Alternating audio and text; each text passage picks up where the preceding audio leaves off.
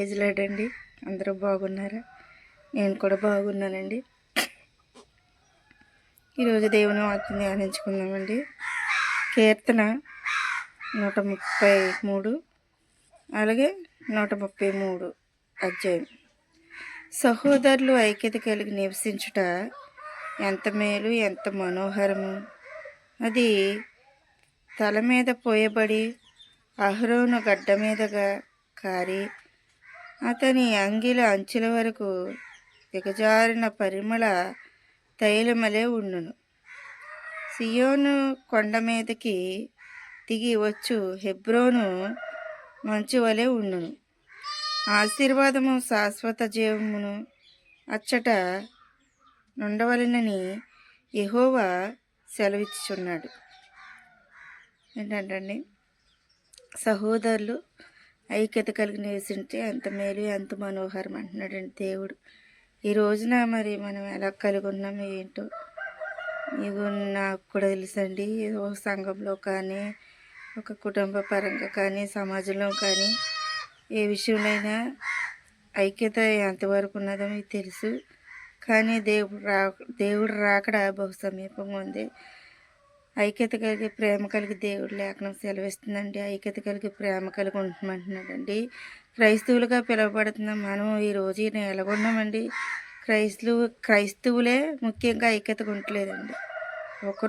ఒకరు పాడితే ఒకరికి అసూయ, ఒకరు వాక్యం చెప్తే ఇంకొకరికి అసూయ, ఒకరు మాట్లాడితే ఇంకొకరికి అసూయ, ఒకరు ప్రవచిస్తే ఇంకొకరికి అసూయ.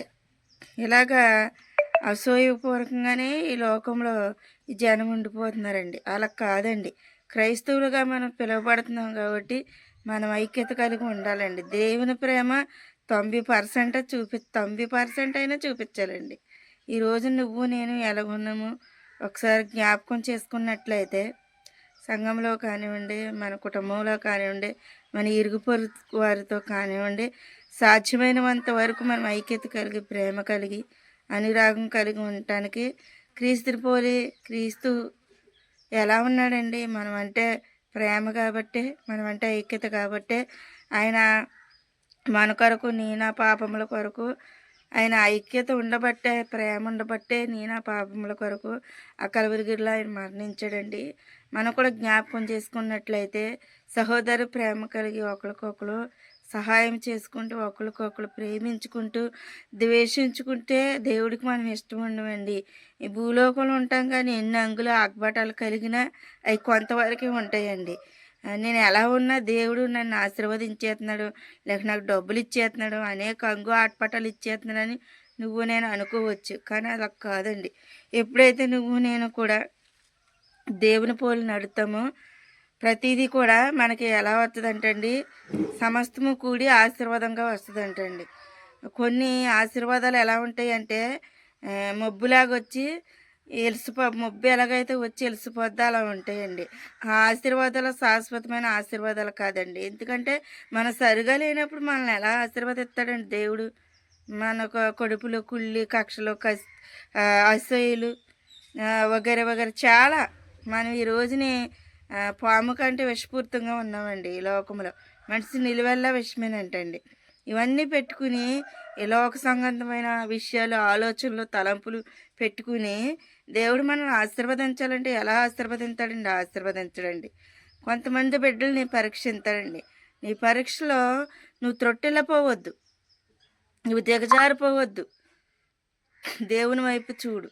నీకెన్ని కష్టాలు వచ్చినా, నీకెన్ని ఇరుకులు వచ్చినా, నీకెన్ని ఇబ్బందులు వచ్చినా, నా ఇరుగు పొరుగు వారు ఆశీర్వాదంగా ఉంటున్నారు, నేను ఉండలేదు, దేవుడు వాళ్ళని చూస్తున్నాడు, నన్ను చూతలే, ఏడు దేవుడు ఎక్కడున్నాడు, ఏం చేస్తాడు నాకని పొరపాటు నువ్వు దేవుడిని నిందించొద్దు.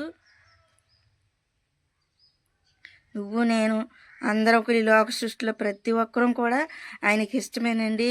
మరి ఎవరైతే ఆయన అందరూ భయభక్తులు కలిగి ఆయన త్రావులేంది నడుతాకి ఎవరైతే సిద్ధపాటుగా ఉన్నారో వారి వైపు చూస్తున్నాడు.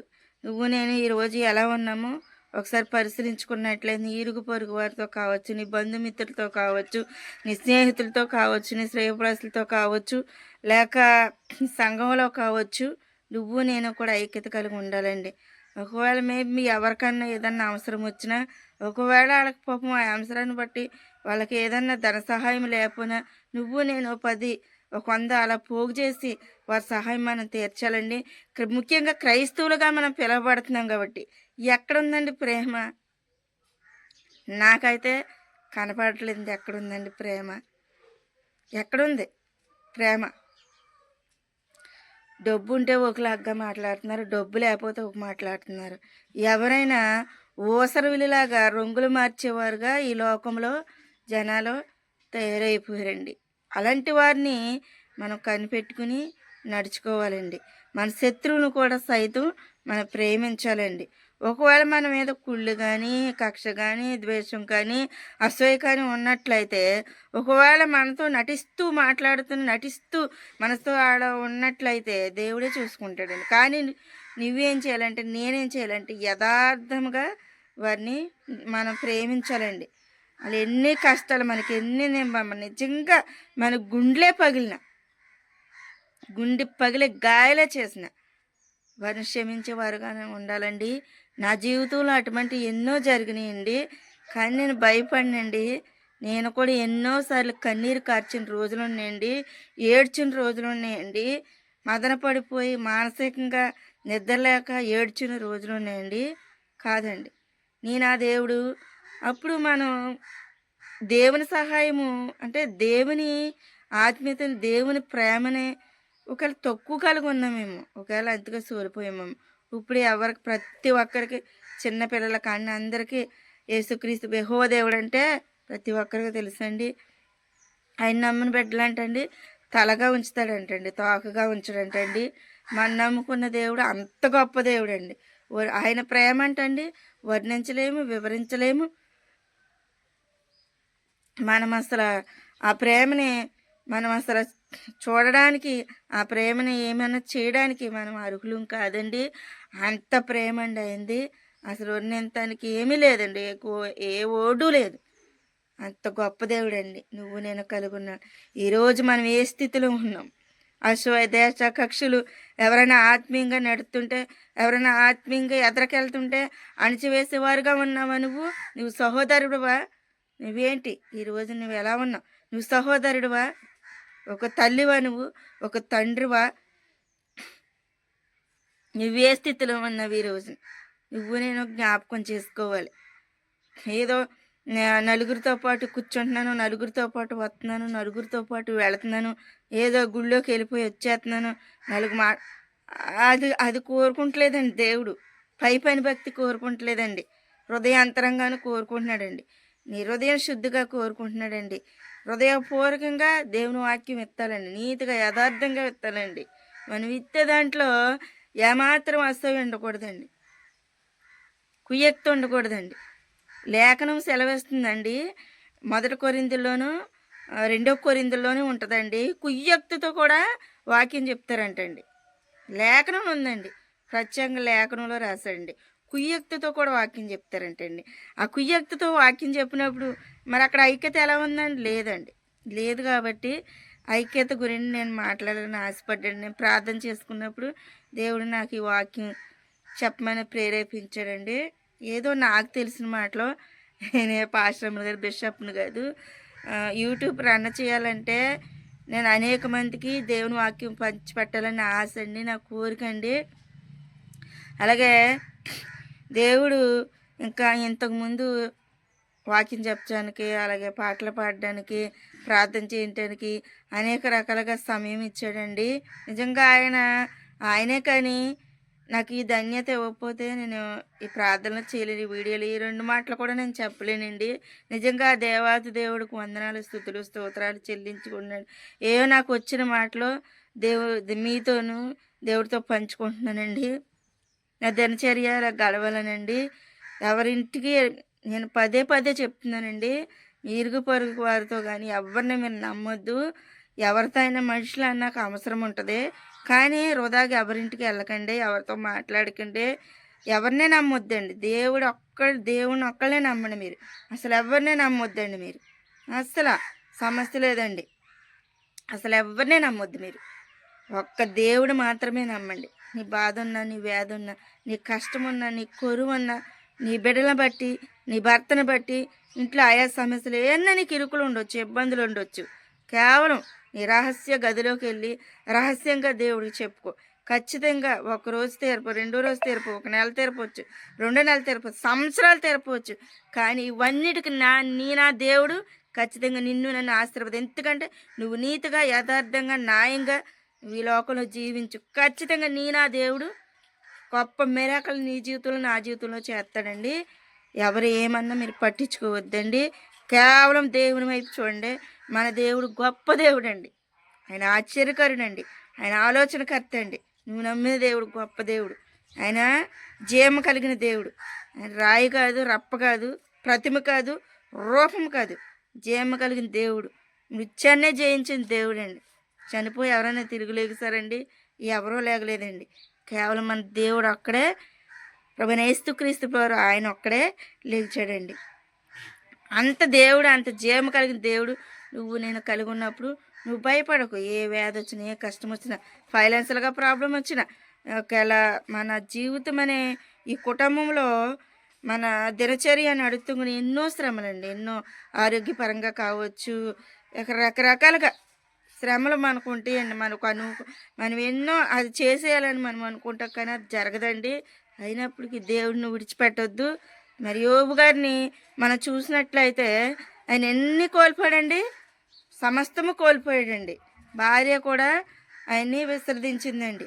కానీ నా దేవుడు ఉన్నాడు, నా దేవుడు ఉన్నాడు, బతికిన ఆయన కొరకే, చనిపోయిన ఆయన కొరకని భక్తుడైన వాడు నీతిగా, యథార్థంగా ఆయన కోసమే నిలబడ్డాడండి. మరొక మాట ఆయన పలకలేదండి.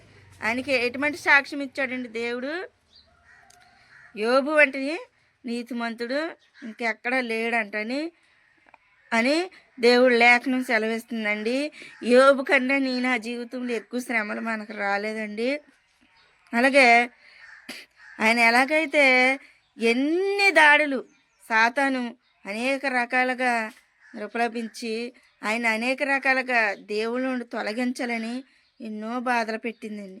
కానీ ఆ దేవాతి దేవుని చెయ్య యోబు వదలలేదండి. మరి నువ్వు నేను ఎలా ఉన్నావు ఈ రోజుని? మనుషుల సాయం వ్యర్థమండి. కాబట్టి వీలైనంత వరకు మనం క్రైస్తవులుగా పిలువబడుతున్నాం కాబట్టి ఐక్యతగా ఉన్నామండి. వాళ్ళకే జబ్బులు వచ్చినాయి, వాళ్ళకే రోగాలు వచ్చినాయి, చచ్చిపోతారులే, మనకి ఇంటికిలే అని అనుకుంటే నువ్వు ఏదో ఒక రోజున పడిపోతావు. అప్పుడు నేను పలకరించే వాళ్ళు కూడా ఎవరు ఉండరు. నిన్ను పలకరించే వాళ్ళు కూడా ఎవరు ఉండరు. వాళ్ళకే ఫైనాన్షియల్గా బాధపడుతున్నారు కదా అని నువ్వు సహాయం చేయవలసిన స్థితిలో ఉండి కూడా ఇంత సహాయం కూడా చేయవు చూడు, దేవుడు చూస్తున్నాడు. నీ ఇరుగు పొరుగు వారు బాధల్లో ఉన్న, కష్టాల్లో ఉన్న చేతనైన సహాయం నువ్వు చెయ్యి. ఎందుకంటే నువ్వు క్రైస్తవుడిగా పిలబడుతున్నావు కాబట్టి. నువ్వు అన్యుడు కాదు కదా, నువ్వే మతసారుడు కాదు కదా. ఈరోజు నువ్వు నేను ఎలా ఉన్నామో పరిశీలించుకున్నట్లయితే మన ఇరుగు పొరుగు వారు నిజంగా ఆ వ్యాధితో, బాధతో మంచాన పడి అనేక రకాలుగా బిడ్డలు నలిగిపోతారండి. వారిని అనేక రకాలుగా నిందించకుండా వెళ్ళి అమ్మ ఎలా ఉందని ఒక మాట అడిగితే నిజంగా వాళ్ళ పడిపోయిన ప్రాణం లెగిసి వస్తుందండి. అప్పుడు దాకా పాపం మంచం మీద పడుకుంటారండి. మనం వెళ్ళేటప్పటికి పాపం ఏదో రకంగా లేచి మన కుర్చీ వేసి కుర్చీ వేసుకుని పాపం అలా కూర్చుంటారండి. మన చెప్పినవి వింటారండి, వారు చెప్తారండి. అలాగా మన దేవుడి మాటలో మనం వెళ్ళి దేవుడి మాటలు చెప్పాలండి. మనం ఆ దేవుడి మాటలు చెప్పినప్పుడు ఈ జీవదారులు కదండి, ఈ జీవదారులో వాళ్ళలోకి వెళ్తాయండి. వాళ్ళలోకి వెళ్ళి ఏం చేస్తాయండి? దేవుడు మరి జీవం కలిగిన వాడు కదా, మరి ఎంతో రోగుల్ని ఆయన హస్తం, ఆయన ఉమ్ము, ఆయన స్పర్శ తగిలితే చూడండి ఎంతోమంది స్వస్థపడ్డారండి. మరి ఈ వాక్యమే నేనై ఉన్నాను అన్నాడు కదండి. ఎవరైనా బాగోపోతే మేబీ ఎవరైనా ధన సహాయం చేయకపోవచ్చు, కనీసం ఎవరైనా బాగోపోతే మనం ఇంటికాడ గొడ్డు మూతల వలె, క్రైస్తవులుగా పిలబడుతున్న మనం గొడ్డు మూతల వలె ఉండకూడదండి. క్రైస్తవులు అంటే ఏంటండి? సిరి సంపదలు కలిగిన వాళ్ళమండి. ఆయన కలిగి ఉంటే ఏంటంటే మనం ధనవంతులమేనండి, సిరి సంపదలు కలిగిన వాళ్ళమేనండి. మన ఇరుగు పొరుగు వారి బాధల్లో, కష్టాలు నష్టాలు ఉన్నప్పుడు వెళ్ళి కొంచెం ఓదార్చి నీకు చేతనైతే ఏదన్నా ధన సహాయం చేసి, అమ్మ ఎలా ఉన్నావు, తిన్నావు, తాగని పరామర్శించేలాగా ఉండాలి. కనీసం దేవుడు లేఖనం సహోదరుల ఐక్యత కలిగి నివసింటే ఎంత మేలు మనోహరం అంటుంది కదండి. కనీసం అలాగా లేవలేని స్థితిలో ఉన్నవారిని పలకరిస్తాగానే వెళ్ళి అలాగన్నా దేవుడు మాకు నెరవేర్చమని దేవుడికి ఇష్టలుగా నువ్వు నేను కలిగి ఉందామండి. ఈ రోజుని ఈ చిన్న మాటలు నేను కొన్ని మాటలు నేను చెప్పాలని అనుకోలేదండి. అన్స్పటికంగా అయ్యే నేను మాట్లాడేస్తానండి. మరి దేవుడు అంత గొప్ప దేవుడండి. నేను నా జీవితంలో ఎన్నో మేలులు చేస్తాడండి. ఏ సమయమున్న ముఖ్యంగా ఇంటికాడ ఉన్న సహోదరులకి చెప్తున్నాను నేను. నా వీడియో ఎవ్వరు చూసినా ఈ మాట ఫాలో అవ్వండి.